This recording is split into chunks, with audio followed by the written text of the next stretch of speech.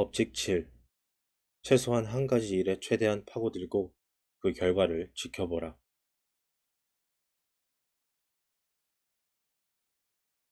열과 압력의 가치.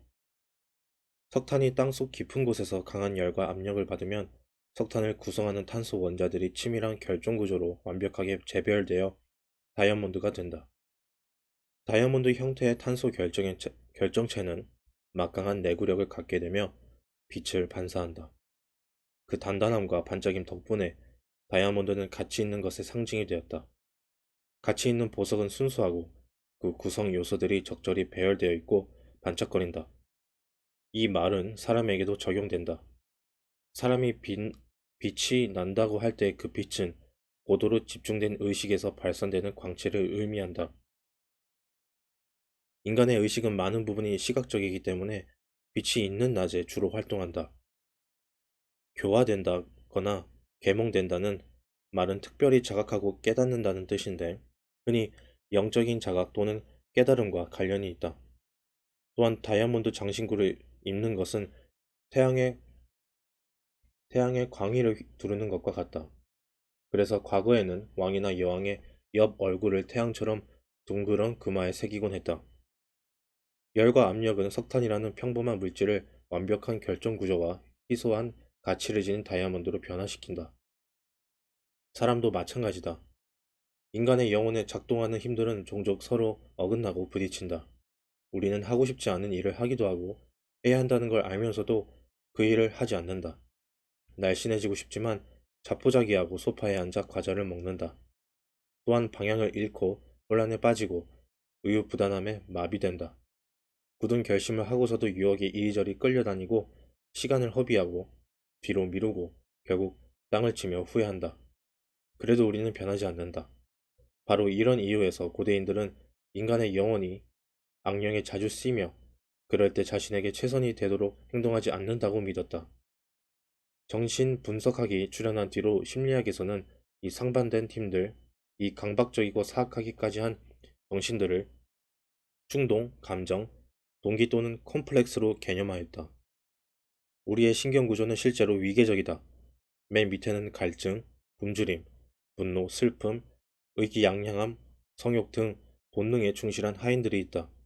이들은 쉽게 위로 올라가 우리를 지배하고 서로 전쟁을 벌인다. 통일된 정신의 회복력과 강인함은 쉽게 얻어지지 않는다. 여럿으로 쪼개진 집은 오래가지 못한다는 속담이 있다. 마찬가지로 허술하게 통합된 사람은 고난이 직면할 때 마음을 다잡지 못한다. 그는 가장 높은 차원의 심리적 통합성을 상실한 사람, 다양한 부분 인격의 균형과 조화가 깨져버려 온화함을 잃어버린 사람이다. 이럴 때 우리는 그는 정신이 나갔어 또는 그는 엉망이야 라고 말한다. 그런 사람은 마음을 추스르고 정신을 차리지 못한 채 한두 개의 부분 인격에 지배당할 가능성이 높다. 평정심을 잃은 사람은 내면에서 치고 올라오는 분노나 불안, 고통의 망령에 사로잡힌다. 2살 난 아이가 떼를 쓸 때가 바로 그런 경우다. 아이는 순간적으로 자제력을 잃고 잠시 순수한 감정에 완전히 지배된다. 분노를 지배하는 오래된 동기 체계가 걸음마 단계에 발달하는 인격을 밀어내고 아이의 마음과 행동을 제 뜻대로 조정한다. 아이의 자아는 심리적, 사회적 통합을 위해 애를 쓰지만 불행하게도 아직 연약한 탓에 패배를 피하지 못한다. 2살 배기도 자신의 이런 행동에 대단히 당황스러워하는데 하물며 어른이 그런 모습을 보인다면 정말 무섭고 끔찍할 것이다.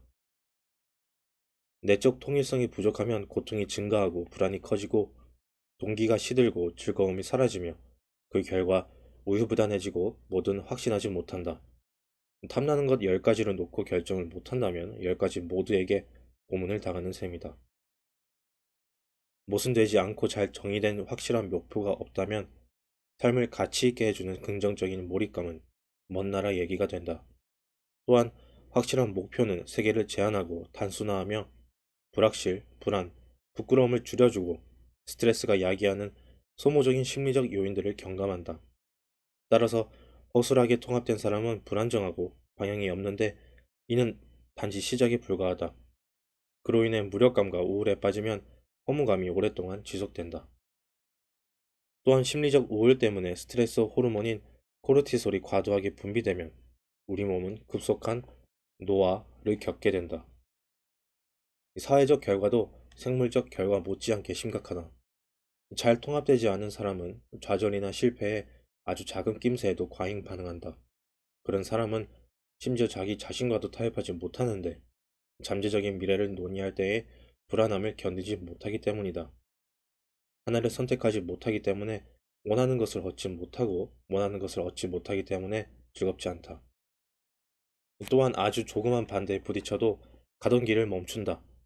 전쟁을 벌이는 다수의 하위 인격 가운데 하나가 그런 반대 주장을 물고 늘어지면서 의심이라는 이름으로 죄성과 반대되는 행동을 선택한다. 따라서 내적 갈등이 심한 사람은 은유적으로 말하자면 가슴을 누르는 집게손가락의 압력에도 걸음을 멈추게 된다. 마음을 굳게 먹고 앞으로 나아가려면 하나의 확실한 목표를 바라보며 자기 자신을 조직할 필요가 있다. 목표를 세우고 겨냥하라. 이 모든 것이 성숙하기 위한 훈련의 일부이자 가치를 제대로 인정받기 위한 일이다. 목표가 없으면 모든 것에 끌리고 흔들린다. 목표가 없으면 갈 곳이 없고 할 일이 없으며 인생에 가치 있는 것이 없다. 가치는 선택지의 위계를 매기고 낮은 것을 희생하고 높은 것을 바라볼 때 생겨난다. 정말로 자기 앞에 놓인 선택지를 모두 자기 것으로 만들고 싶은가? 그건 너무 과하지 않는가? 먼저 구체적으로 어떤 것을 이루고 그 다음에 다음 목표를 세워 또 다른 구체적인 어떤 것을 이루는 것이 더 낫지 않을까? 희생이 따를지라도 그게 마음 편하지 않을까? 최악의 결정. 내가 몬트리올의 맥길 대학교 대학원에서 임상 심리학 박사 과정을 밟고 있을 때의 일이다. 나는 5에서 6년이 걸리는 이 어려운 학위 과정을 이수하는 동안 사람들의 성격이 개선되는 걸 확실히 보았다. 그들의 사회성은 향상되었고 표현은 더 명확해졌다. 목표의식은 더 뚜렷해지고 타인과의 관계는 더 좋아졌다. 또한 바르고 계획적이면서도 삶을 즐길 줄 아는 사람이 되었다. 대학원 수업의 질이 예전보다 떨어지고 임상 심리학자 자리가 무급에다 얻기도 어려우며 설령 지도교수와의 관계가 별로여도 말이다. 대학원 공부를 막 시작하는 사람들은 아직 미숙하고 어리둥절할 경우가 많았다. 하지만 연구와 논문 준비에 필요한 훈련을 받으면서 그런 성격은 곧 개선되었다. 길고 정교하고 통일된 글을 쓴다는 건 적어도 부분적으로 인성이 더 복잡하고 명확하고 깊어진다는 걸 의미한다. 후에 교수가 되어 학부생과 대학원생을 지도했을 때도 같은 현상을 목격했다. 학부생 가운데 실험실에 살다시피 한 학생들은 부담을 회피한 학생들보다 더 좋은 성적을 받았다. 그들은 연구를 열심히 보조하여 연구팀의 일원으로 받아들여졌고 동시에 남는 시간을 효율적으로 쪼개서 자기 공부를 했다. 나는 임상 심리학자로 일할 때도 비슷한 현상을 목격했다. 나는 내담자들에게 비록 자신의 이상과 동떨어진 것일지라도 현재 가능한 길 중 최선을 선택하라고 일러주었다.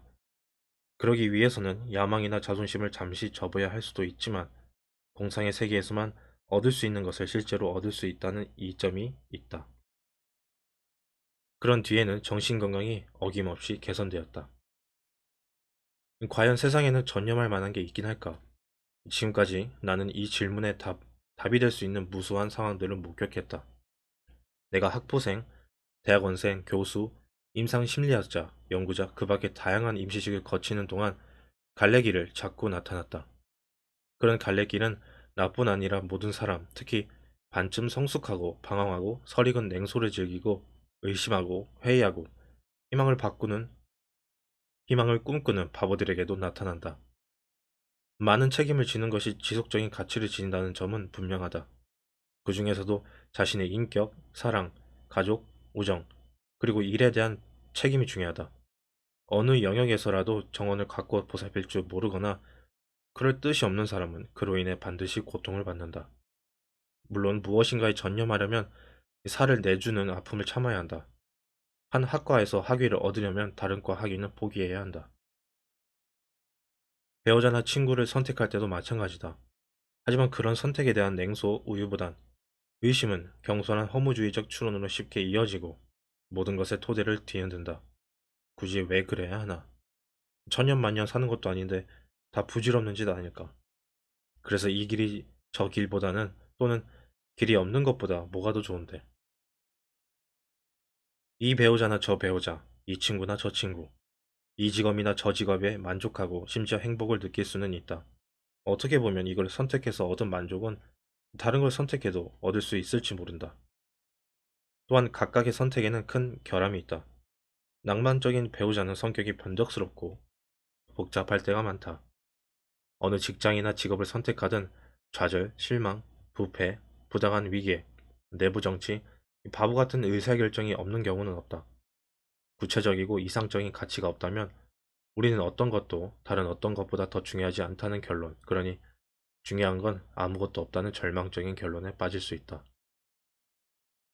하지만 그런 결론에 빠지는 사람들은 아무리 논리적인 주장으로 자신의 입장을 옹호하더라도 비싼 대가를 치르게 된다.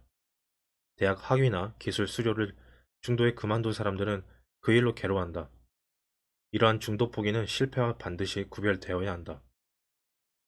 간혹 사람들은 굳은 의지와 필요한 교육을 갖추었으면서도 원하는 결과를 얻는 데 실패한다.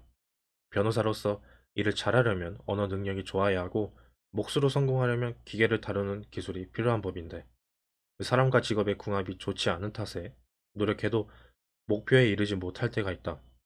하지만 이런 예외적인 경우를 제외하고 대부분의 실패는 결의의 부족, 겉만 번지르르한 의미 없는 합리화, 책임 거부에서 비롯된다.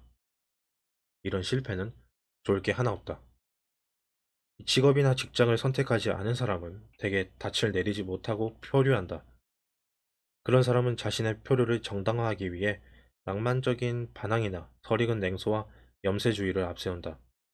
또한 아방가르드 정신에 상습적으로 공감하거나 알코올, 알코올 의존, 약물 사용, 순간적인 만족을 탐닉하면서 절망적이고 목적 없는 삶을 위로한다. 하지만 그 어떤 것도 성공하는 삶과는 거리가 멀다. 배우자를 선택하고 그에게 헌신하지 못하는 사람, 친구에게 충실하지 못하거나 그럴 마음이 없는 사람도 마찬가지다.